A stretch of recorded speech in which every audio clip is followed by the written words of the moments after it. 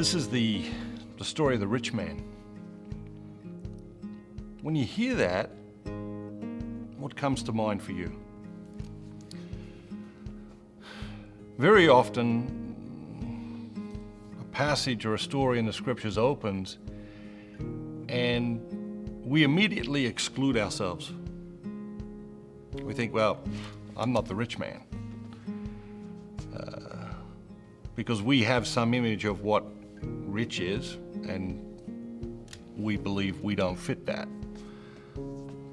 And yet, almost any person in the United States of America, compared to almost any person living in the Sudan, is wealthy beyond imagination, in the physical sense, in the material sense, in the financial sense. So very often we shrink our world to justify our interpretation of the scriptures. But the reality is, every single person in the scriptures is a messenger just for you and just for me. And so as Jesus was setting out on his journey, a man ran up to him and knelt before him and asked him, "Good teacher, what must I do to inherit eternal life?" The first thing to keep in mind here is that Jesus didn't seek out the young man. The young man sought out Jesus. There was something burning in that young man. He knew that he was called to more. He knew he wasn't doing enough. He knew. And so he came to Jesus. And he ran to Jesus. Think about the courage that requires. Ran to Jesus. He said, "Good teacher, what must I do to earn eternal life?" Jesus says to him, "You know the commandments." Jesus' assumption was that he knew the commandments. I wonder how many people do today. I wonder how many people in our society could name the commandments, in our church even. Because if you think about it, how different would the world be if people just tried to live the commandments? Not perfect, not always going to get it right. But if we place them at the center of our lives, at the center of our actions, if we were mindful of them, aware of them, how different would our society be? The young man says, "Jesus, I'm living the commandments." He says, "I have observed all these from my youth." And then there's a beautiful line here, so beautiful. "And Jesus, looking upon him, loved him." Like, this is the beautiful humanity of Jesus, right? Got this young man, he's yearning for more. He thinks he sees it, but he doesn't see it. Jesus looks upon him and loves him. And he said to him, "You lack one thing then. Go and sell everything you have and give it to the poor, and you will have treasure in heaven. And then come and follow me."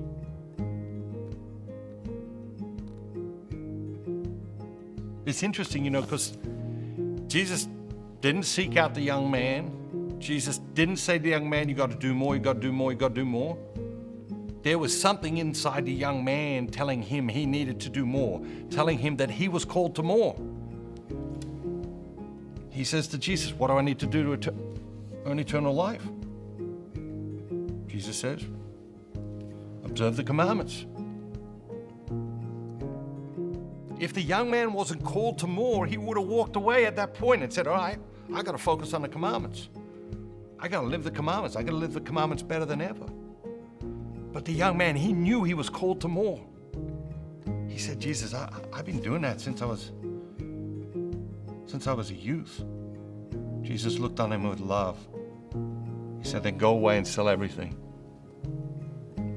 Give it to the poor. Come and follow me."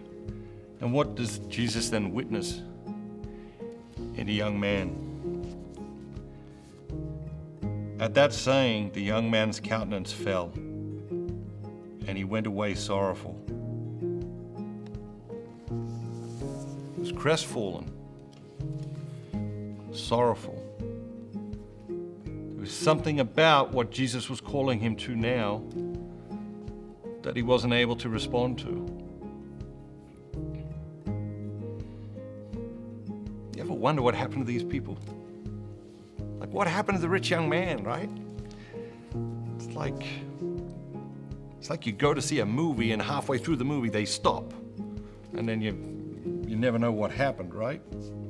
There's no resolution. We know the young man, he went away sad. But did he stay sad the rest of his life? I think not.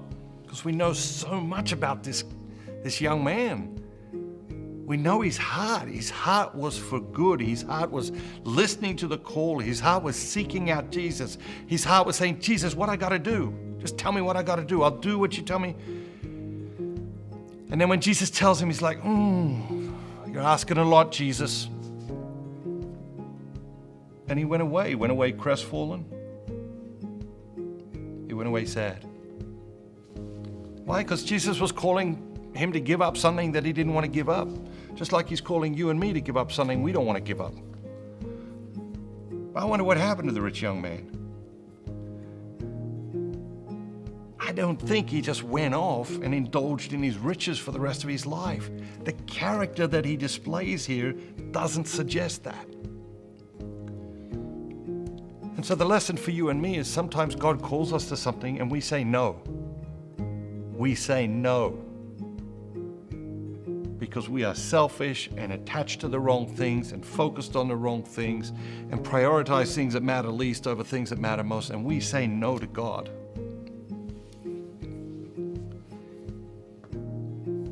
That's our humanity. But don't let your pride be the obstacle between you and your future. You may have said no to God around something in the past. Doesn't mean you can't come back to Him today and say yes.